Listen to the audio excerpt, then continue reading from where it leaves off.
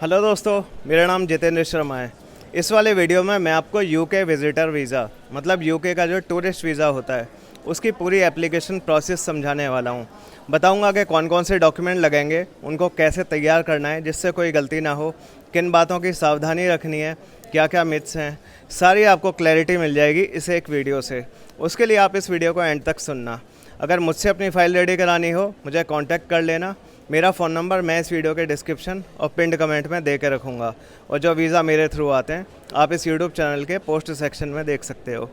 ये जो आप खूबसूरत सिटी देख रहे हैं ये बार्सिलोना है। बार्सिलोना का एल्बॉर्न एरिया है जिसमें मैं घूम रहा हूँ। तो ये सारी जानकारी आपको देते हुए मैं आपको बार्सिलोना सिटी भी दिखाता रहूँगा। यूके वीज़ा अप्लाई करने से पहले आपको ये पता होना चाहिए कि यूके में कौन कौन से कंट्री आते हैं। देखिए, यूनाइटेड किंगडम 4 कंट्रीज़ का कॉम्बिनेशन है, England, Scotland, north of Ireland और वेल्स। तो एक यूके वीज़ा लेकर आप इन चारों कंट्रीज़ में आराम से घूम सकते हैं। दूसरी बात जो इम्पॉर्टेंट है वो ये कि यूके वीज़ा 6 महीने का मिलता है। चाहे आपने अपनी आइटनरी 3-4 दिन की बताई हो या 1 महीने की, वीज़ा 6 महीने का आएगा। तो इससे आपको काफ़ी फ्लेक्सिबिलिटी मिल जाती है। अब जो अगला काम आप करें वो ये कि सबसे पहले अपने मन में एक ट्रैवल प्लान सोचें, या पेज पे भी लिख सकते हैं। ये पता लगाएं कि कौन कौन से सिटीज़ आप दिखाना चाहेंगे वीज़ा एप्लीकेशन में। आप इस बात का ध्यान रखना कि जो भी सिटीज़ चूज़ करो उनकी टूरिस्टिक इम्पोर्टेंस होनी चाहिए। बहुत सारी सिटीज़ हैं, कुछ मैं बता देता हूँ, जैसे लंदन है, एडिनबर्ग है, बाथ, यॉर्क या ग्लासगो, स्कॉटिश हाईलैंड्स हैं, लॉकनेस है या कॉर्नवॉल है। बहुत सारी अच्छी अच्छी जगह हैं, कुछ अच्छे विलेजेस भी हैं वहाँ पे काफ़ी। तो ऐसे सिटीज़ आप दिखाना अपनी आइटनरी में जिनकी टूरिज़्म वैल्यू हो। हर सिटी में ना तो बहुत ही ज़्यादा दिन देना और ना ही बहुत ही कम दिन देना, कुल मिला के वो ट्रैवल प्लान लॉजिकल लगे। अब ट्रैवल प्लान बनाने के बाद आपने जो करना है, वैसे तो होटल और फ्लाइट इसमें नहीं मांगा जाता, लेकिन ताकि आपका प्लान लॉजिकल लगे, अच्छा लगे, इसलिए मैं आपको सजेस्ट करूँगा कि आप जो आपका होटल है इसे भी बुक कराएँ। जितने भी दिन की ट्रैवल आइटनरी आप दिखा रहे हो उतने दिन की आप होटल बुकिंग करा लीजिए। अगोडा, booking.com और भी बहुत सारी वेबसाइट्स हैं जिनसे आप फ्री कैंसिलेशन वाले होटल बुक कर सकते हो। इसी तरह जो फ़्लाइट है, पेड तो मांगते ही नहीं है इसमें, तो पेड तो करानी ही नहीं है, मांगते डमी फ़्लाइट भी नहीं है इसमें, लेकिन मैं सजेस्ट करूँगा कि डमी फ़्लाइट भी आप लगा देना। इससे थोड़ी क्रेडिबिलिटी सी बनती है कि हाँ, इनका प्लान समझ में आ रहा है, तो काफ़ी अच्छा रहेगा। और तीसरा है ट्रैवल इंश्योरेंस, वो इसमें बिल्कुल नहीं मांगते, तो उसमें पैसे लगाने की कोई ज़रूरत नहीं है। हाँ, वीज़ा आने के बाद जब आप घूमने जाओ तब अपने लिए कराना चाहो तो करा सकते हो, लेकिन आपको इसके लिए वीज़ा एप्लीकेशन पार्ट के तौर पर ट्रैवल प्लान कराने की, ट्रैवल इंश्योरेंस कराने की बिल्कुल भी रिक्वायरमेंट नहीं है। काफ़ी खूबसूरत सिटी है ना बार्सिलोना। इसके बाद आता है यूके वीज़ा का सबसे इम्पॉर्टेंट काम, और वो है वीज़ा एप्लीकेशन फॉर्म भरना। गूगल पे सर्च करना UK visa application form from India, तो मोस्ट लाइकली जो सबसे पहला नॉन स्पॉन्सर्ड लिंक निकल के आएगा वो उसी का होगा। बाकी मैं डिस्क्रिप्शन में उसका जो ऑफिशियल लिंक है वो डाल दूंगा वेबसाइट का। तो ये ऐसे ही फॉर्मेलिटी के तौर पे मत समझना इस फॉर्म को, इसे बहुत ध्यान से पढ़ा जाता है और सबसे ज़्यादा इम्पॉर्टेंट ये चीज़ होती है। इसमें बहुत सारी डिटेल पूछेंगे। पहले तो आपकी पर्सनल डिटेल जो पासपोर्ट वगैरह पे लिखी है, मैरिड हो, अनमैरिड हो, पासपोर्ट नंबर, कब एक्सपायरी, एट्सेट्रा। फिर ट्रैवल डिटेल की, कौन से दिन एंटर करोगे, कौन से दिन एग्ज़िट, और कहाँ पे कितने दिन रुकना है। फिर और बहुत सारी चीज़ें कि कहाँ पे काम करते हो, क्या काम होता है वहाँ पे, एट्सेट्रा, ये सारा। और अब कुछ ऐसे सवाल होते हैं जिन्हें आप हल्के में कभी मत लेना, सबसे ज़्यादा क्रूशियल होते हैं।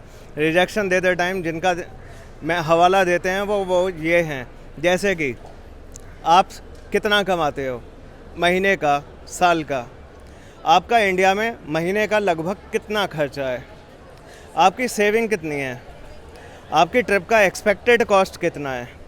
तो इन सब का बहुत सोच समझ के आंसर देना, इनको ऐसे ही मत भर देना जल्दबाजी में।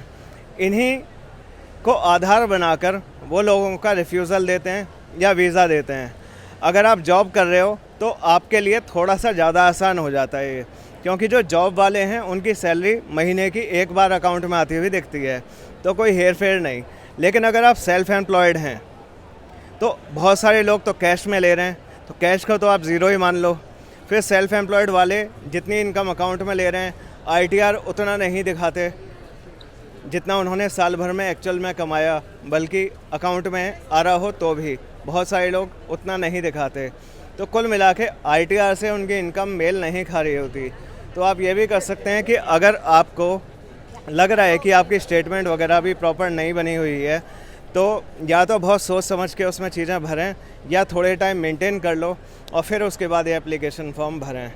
और फिर ये फॉर्म जब आप पूरा भर देंगे और सबमिट कर देंगे, तो इसी के कंटिन्यूएशन में VFS की वेबसाइट खुल जाएगी और वहाँ पे आप अपना अपॉइंटमेंट बुक कर देंगे। अलग से फ़ीस नहीं लगती। देखो, पहले तो फॉर्म भरने के बाद पहले तो एम्बेसी फ़ीस लगेगी। आज की डेट में जब मैं सितंबर 2025 में ये वीडियो रिकॉर्ड कर रहा हूँ, 15,300 के रुपये के आसपास एम्बेसी फ़ीस है। आगे चल के बढ़नी है, घटेगी नहीं। तो ये एम्बेसी फ़ीस पे करने के बाद डायरेक्टली कंटिन्यूएशन में फॉर्म भरते भरते VFS की जो वेबसाइट है वो खुल जाएगी और आप वहाँ पे अपॉइंटमेंट बुक करेंगे VFS का। अपॉइंटमेंट बुक करने से मतलब है कि वो डेट और टाइम डिसाइड करना जिस दिन आप अपने सारे डॉक्यूमेंट लेकर जाएंगे पासपोर्ट के साथ। इसके बाद अगर आप जॉब करते हैं तो आप ऑफिस से NOC वगैरह लेने का काम शुरू कर दो। NOC मतलब NOC फॉर लीव्स। आपको अपनी कंपनी से प्रॉपर तरीके से या तो कंपनी ऑटो जनरेटेड देती हो या कंपनी के लेटर हेड पर छुट्टियां अप्रूव करा के NOC लगाना होगा कि आप इन कंट्रीज़ में घूमने जा रहे हो और कंपनी को कोई ऑब्जेक्शन नहीं है। हो सके तो कंपनी की जो स्टैंप और साइन है वो ले लेना, और अगर कंपनी ऑटो जनरेटेड फॉर्म में दे रही है तो कोई दिक्कत नहीं। इसके अलावा लास्ट के 3 महीने की सैलरी स्लिप भी चाहिए होगी। और अगर आप बिज़नेस कर रहे हैं तो आपके बिज़नेस का रजिस्ट्रेशन होना चाहिए। कोई सा भी रजिस्ट्रेशन चलेगा, चाहे GST हो या MSME उद्यम हो, ट्रेड लाइसेंस, शॉप एक्ट या गुमस्ता या कोई सा भी, या कोई प्रॉपर सर्टिफिकेट जो रजिस्ट्रेशन का काम करेगा। इसके अलावा चाहे आप जॉब करते हों या सेल्फ एम्प्लॉयड हों, 3 साल की आपकी इनकम टैक्स रिटर्न होनी चाहिए और आपकी 6 महीने की बैंक स्टेटमेंट होनी चाहिए। 6 महीने की, इसमें 3 की नहीं लगेगी। अगर जॉब करते हो तो 6 महीने की सेविंग अकाउंट की भी और सैलरी अकाउंट की भी स्टेटमेंट लगाना। अपॉइंटमेंट से जो जस्ट पहले का हफ्ता है, अपॉइंटमेंट से 3-4 दिन पहले निकाल लेना। और अगर बिज़नेस करते हो तो अपने सेविंग अकाउंट की और करंट अकाउंट की भी स्टेटमेंट लगाना। अगर बिज़नेस की पेमेंट सेविंग में ही ले रहे हो तो खाली सेविंग अकाउंट की ही स्टेटमेंट लगा देना, और अगर बिज़नेस की पेमेंट करंट अकाउंट में आ रही है तो सेविंग और करंट दोनों की लास्ट 6 महीने की स्टेटमेंट पर बैंक की स्टैंप और सिग्नेचर लेकर वो सारा प्रिंट आउट भी आप निकाल के रख लेना। इसके बाद आपने लिखना है कवर लेटर। कवर लेटर में आपको अपने बारे में पूरी जानकारी बेस्ट तरीके से देनी है, जिससे आपकी इंडिया में जड़ें मजबूत दिखें, सोशल और इकोनॉमिक टाइज अच्छी दिखें।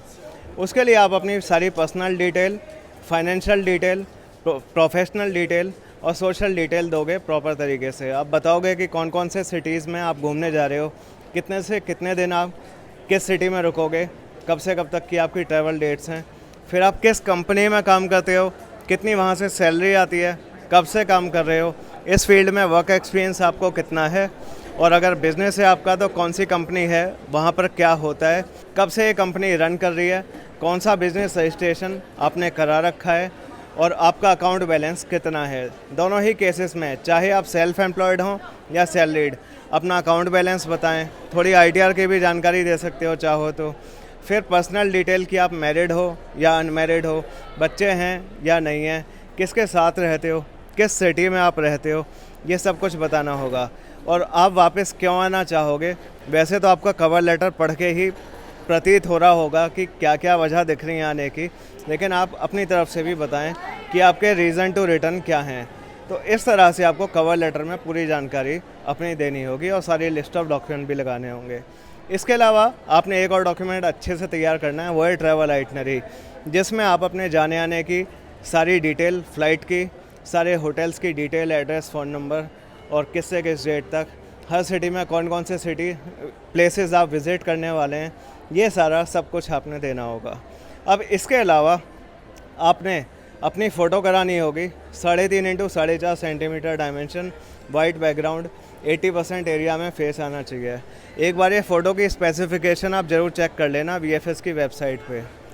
पासपोर्ट के पहले और आखिरी पेज की आप फ़ोटोकॉपी करा लेना। अगर आप मैरिड हैं तो मैरिज सर्टिफिकेट की कॉपी ज़रूर लगाएं। अगर आपके बच्चे भी हैं तो उनके बर्थ सर्टिफिकेट की कॉपी ज़रूर लगाएं। कई लोगों का मैरिज सर्टिफिकेट नहीं होता, तो अगर पासपोर्ट पे स्पाउस का नाम लिखा है तो उससे भी काम चल जाएगा। अगर आपके बीवी बच्चे या हस्बैंड और बच्चे नहीं भी जा रहे साथ में तो भी इनका प्रूफ मतलब मैरिज सर्टिफिकेट या इनका बर्थ सर्टिफिकेट लगा देना अच्छा है, ये दिखाने के लिए कि मेरी सोशल टाइज अच्छी हैं, I have a good family I live with who reside in India. तो इस तरीके से आपने सारे डॉक्यूमेंट तैयार करने हैं। फिर आप इन सारे डॉक्यूमेंट्स का प्रिंट आउट निकाल लें, उन्हें प्रॉपर तरीके से स्कैन कराएं, VFS की वेबसाइट पर देखें कि उनका क्या साइज़ बताया गया है। जब आपने अपॉइंटमेंट लिया होगा वहाँ पे सारी डिटेल दिख रही होगी कि उनका साइज़ क्या है डॉक्यूमेंट्स का, और ये सारे डॉक्यूमेंट प्रिंट करके, साइन करके, स्कैन करके आपने VFS की वेबसाइट पे अपलोड करने हैं। और जो आपके अपॉइंटमेंट का दिन हो उस दिन आपने along with your original passport सारे डॉक्यूमेंट लेकर जाने हैं प्रिंट आउट फॉर्म में। प्रिंट आउट जमा नहीं होगा, सबमिट तो बस आपका पासपोर्ट होना है, पर फिर भी लेके चले आना। और अगर डॉक्यूमेंट अपलोड करने में दिक्कत हो रही हो तो थोड़ी सी फ़ीस लेके वो खुद भी अपलोड कर देते हैं, तो ऐसी कोई टेंशन की बात नहीं है। फिर आप वहाँ जाएंगे और अपनी फ़ाइल सबमिट कराएंगे और कुछ दिन बाद एम्बेसी रिज़ल्ट दे देगी और VFS आपके घर पे पासपोर्ट भेज देगा। तो ये सारी जानकारी है, उम्मीद है क्लियर हो गया होगा। मुझसे फ़ाइल रेडी करानी हो तो मुझसे भी करवा सकते हैं। फ़ोन नंबर दे के रखूँगा इस वीडियो के कैप्शन में, डिस्क्रिप्शन में और पिंड कमेंट में। जितेंद्र शर्मा मेरा नाम है। हज़ारों शेंगेन वीज़ा और UK वीज़ा मैंने सक्सेसफुल कराए हैं टोटल। आप इस वीडियो चैनल के पोस्ट सेक्शन में जाके चेक कर सकते हैं। ये बढ़िया लगा आपको बार्सिलोना सिटी, मुझे तो बहुत अच्छा लग रहा है। Thanks a lot for watching this video. इस वीडियो को आप लाइक कर दीजिएगा, हेल्प होगी मेरी, और सब्सक्राइब कर दीजिएगा इस चैनल को। Thank you.